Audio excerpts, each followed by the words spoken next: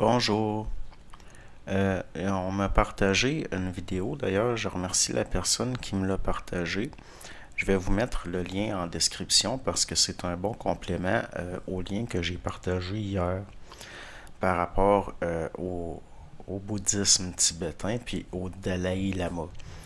Mais là, c'est plus l'aspect politique aussi, l'hypocrisie de l'Occident, notamment en France, la France étant sous contrôle américain au niveau des institutions d'enseignement et des médias, entre autres.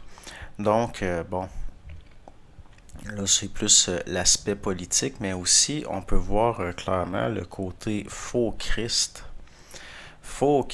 luciférien du Dalai Lama, cet homme détestable, cet océan infini de pourriture.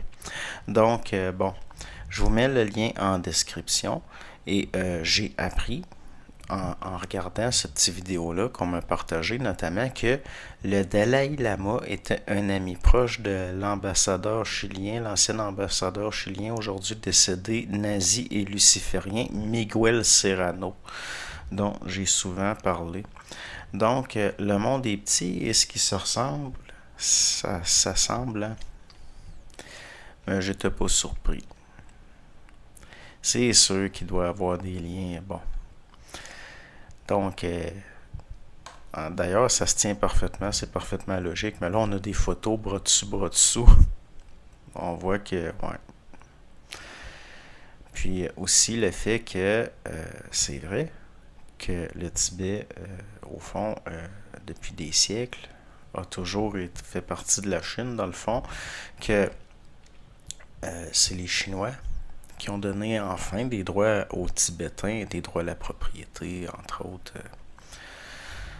Qu'au fond, les libérateurs du Tibet, c'est les Chinois contre le despotisme inhumain des lamas, du lamaïsme. C'est cette espèce d'hypocrite de Dalai Lama qui est séparatiste parce qu'il voudrait retourner, réinstaurer une tyrannie.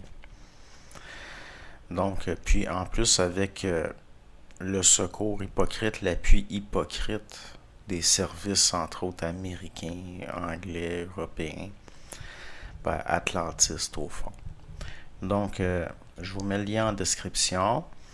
Un petit complément par rapport à la vidéo d'hier, mais un petit peu plus professionnel, puis qui touche plus aux aspects politiques par rapport à Tenzin Gyatso, l'océan infini de pourriture. Je pense que maintenant, je vais l'appeler comme ça. C'est un titre que je lui donne. C'est réellement quelqu'un qui va être adoré comme un dieu. Donc, ça correspond parfaitement à un faux Christ. Moi. Donc, je vous mets ça en description. Bonne journée.